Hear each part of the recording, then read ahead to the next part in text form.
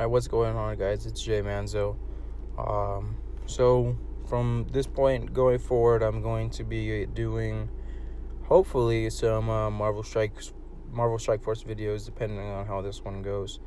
I'm gonna be posting on my channel that I used to use Call of Duty montages for.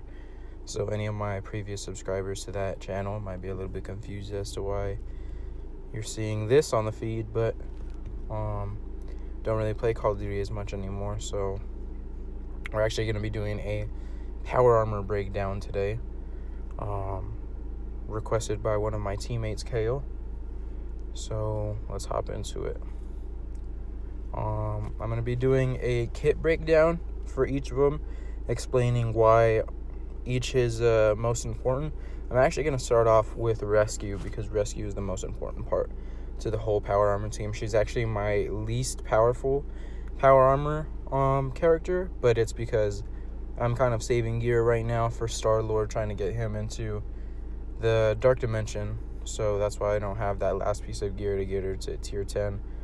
But hopefully by the end of today, I'll have Star-Lord all leveled up, so I'll be able to get Rescue going where she needs to be. So all of my power armor characters, I have level 70. Their abilities are 6664. I usually want all my meta characters or meta teams at the very minimum gear tier 10. But like I said, haven't been really spending much tech gear at all. But let's hop into her kit real quick. She attacks the primary target for 180% damage, and she chains to the adjacent targets for 120 damage, as well as applying slow to them. Slow is pretty big, but sometimes you don't really want to apply slow to targets that might be spreading positive effects to the whole team. And you might wonder why you don't want positive, or why you do want positive effects on the whole team. And we'll get into that later. It plays a big part in Falcon's kit. Her special, she applies a barrier to the whole team. It's not just power armor, so that's good. So when you plug in Vision to the power armor team, which I think is the most well fit for the power armor, he also gets barrier, as well as his dodges. His dodges help a lot, so his barrier probably doesn't get touched as much as the other characters. So you get barrier for 2,500 plus 10% of the character's max health. So that means that her max health is a huge part of her kit. It helps add on to the barrier. Right now she's only about 52,000, so that means she'll only get another 5,000 for her barrier boost. Sorry about that. Firewall is her ultimate. She clears 4 negative effects from self and all allies and applies offense up. Offense up is huge. It doesn't apply offense up to Vision because he's not technically power armor, but for the rest of the team, this is massive. If you can get this one maxed out before you get any of the other ones to 6, Firewall is an absolute necessity. You don't necessarily need it to 7. Your power armor team won't usually get more than 4 negative effects, maybe unless you're going up against a Spider-Verse. But level 6 should do the job. You don't necessarily need it to level 7. So her passive is really based off of war.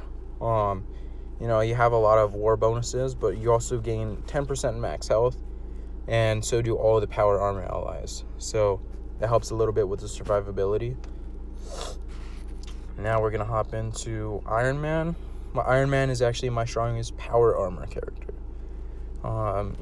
6664, just like all the other ones. His AoE on his second turn is actually a big key. You want to stay away from using that on his first turn, even though it's available. And we'll kind of, you'll see how that works once we get into a gameplay with them. Iron Man, he's not necessarily the biggest part of this team, but he definitely is more usable on the Power Armor team than any other team, any regular Avengers team or tech team.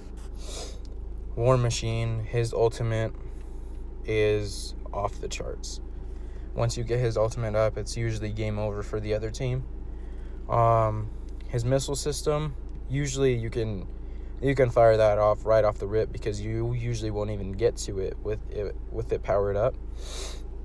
War Machine he has a lot more war boosts too, and we won't really get into that right now. We'll try to get some gameplay in. Falcon, we'll get into his kit because it's very big.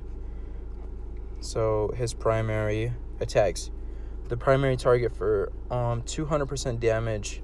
If the target has any positive effects, bonus attack for 110% damage. This is what I was talking about. You want to make sure that your enemies have at least some positive effects. Especially in a war, if the target has any positive effects, bonus attack again for another 110% damage. So you're really almost tripling the damage output of this, doubling the damage output of this attack in war if they have any positive effects. So that could do quite a bit of damage. This is the most important part though. Change speed bar for self and all allies by 25% plus 10% for each enemy with a positive effect. So if all of the enemies have at least one positive effect, I think your speed bar goes up 750, and that means that it's right after Rescue's turn. So she goes almost immediately after that again, which is she's able to give offense up to everyone, and you're able to start knocking out your AoEs and taking out your opponents very fast. A strafing run attacks all enemies for 160% damage, which doesn't sound like a lot, and the 50% piercing helps out a little bit, but for each positive effect on an enemy, bonus attack that enemy for 80% damage plus 50 piercing. So that's not just, if it's just one enemy with a positive effect. It's, say, for a Luke Cage or, a Juggernaut, where they have stacks of positive effects. This move right here is going to wipe them out right off the board. His passive isn't too crazy. You get 25% block chance, and you're gaining 5% per power armor ally. So I think that gets up to 40% because you have 3 other power armor allies. You get 10% max health and 5% block amount. So that's pretty good. I'm sure you guys have all seen Vision's kit before. I'm just going to kind of show you where my Vision's at. He is actually pretty high up. He's got 5 red stars. And like I said, 6664, tier 10 at the very minimum. So we're actually going to hop into some gameplay. Go to Blitz. See if we can find any meta teams to kind of showcase against. So I haven't showcased anything against, or I haven't even tested against the Brotherhood, so we're going to kind of wait against that. But we're going to hop into the Defenders real quick. Now for this first battle, I'm going to be playing it actually on 1 times, so you guys can kind of see what's happening, kind of play by play. So again, this is going to be giving barrier to self and all allies. So again, increasing the survivability. Thankfully, we aren't getting hit too hard. Now, even though no one has positive effects yet, I want to speed up Rescue's her ultimate, so her turn coming up. So I'm going to use his special anyways right here and get their speed bars refilled a little bit. I think you'll still refill it by 25%, because, see, so you get 250. Right here, I'm going to ability block Punisher, because His AoE does a hefty amount of damage, and I want to save as much of that barrier as possible. And I actually ended up getting an ability block on Jessica Jones, which is pretty rare because of her resistance. So from here on out, I'm kind of just going to be using basics just to try to get anyone down as much as possible. And then try to get Iron Fist down because he has that nice healing and he's got a decent amount of health. I'm actually going to use the special on this turn just to kind of knock them down a little bit. It's nice getting some crit hits. Alright, so this is where they're going to start rolling with their turns. See, Iron Man actually took no damage for that first hit. Alright, see, now we have some positive effects. Just in the nick of time, we're going to be doing offense up for all power armor allies. Like I said, Vision won't be receiving offense up since he is not power armor, but he will be able to clear all of... Oh no, that's unfortunate. So we actually just got offense up off of Falcon, but I mean it kind of works out because Vision is going first, so he'll be clearing the positive effects anyways. Alright, so we're able to clear all except for Daredevil because he ended up dodging. So again, this usually is offensed up, do a lot more damage usually, but you'll see it still does a decent amount. Gets everyone almost to half energy, or sorry, half health. But we got a couple more offense up coming up. Again, like I said, you wanted to wait for Iron Man's AoE until it was offensed up. There we go. It's doing close to 20,000 damage per target, which is obviously a lot better than usual. Usually that AoE isn't the most effective.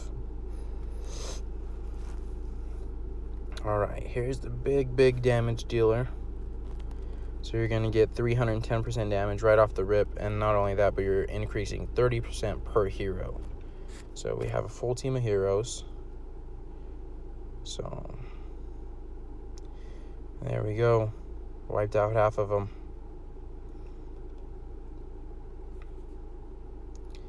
We're going to wait for the counterattacks to go through. And then this is where Rescue should get her slow. And I'm actually going to hit Iron Fist because I don't want him getting any more turns and healing up the team. Alright, like I said, we're going to be taking out Iron Fist. And then we're going to get some bonus attacks right here because Mr. Luke Cage has some positive effects. Got a nice offense up Unibeam, so that should wipe out Luke Cage. 83,000 and his offense up. And from here on out, should be a nice cakewalk. Against a good defenders team, didn't drop a single one. So there's your first example against a nice meta team. So we're back with some gameplay. My phone ended up overheating a little bit, so I had to kind of take a break. But we're back. It's a little bit cooled down. So we have 2 Guardians teams and a Defenders team. I haven't tested against any of the Guardians yet, but I'm going to go ahead and I'm going to test it against a Gamora Guardians team instead of a Mantis Guardians team. And that is because Gamora will be getting offense up, and Drax will be getting deflect from Mantis, but obviously deflect is going to work against, even if it is a positive effect. So let's hop in against the Guardians. This is my first time actually testing against the Guardians, and from what I understand, this is the power armor team's biggest struggle. So we'll see how it works out.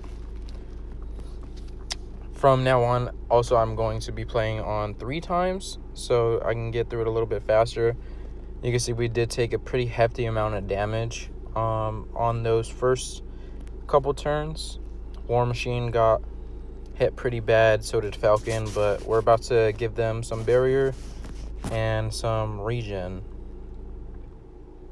I'm going to make sure that I ability block Groot and Drax for this next turn, just so that Groot isn't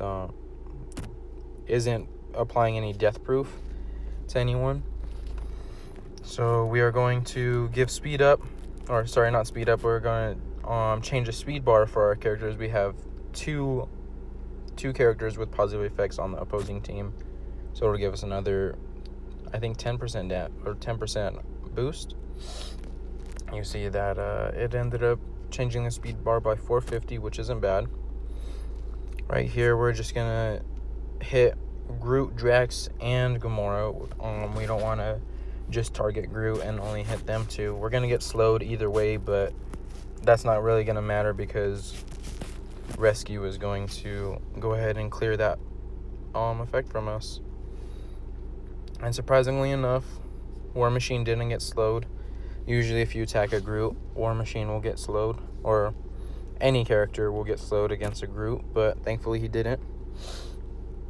We're gonna remove all positive effects, and then we have a nice offense up AoE, which we didn't get to showcase last time, so I'm actually gonna slow it down so we could see how the offense up does compared to the last one. See, it does almost double the damage, and we actually have to watch out with that Groot because he's about to die, but hopefully it looks like the only ones that will be left standing after this AoE will probably be Star-Lord and maybe Rocket. We'll see. Oh wow, Drax ended up surviving through that, but we should be able to get them all through their death proof with War Machine's AoE.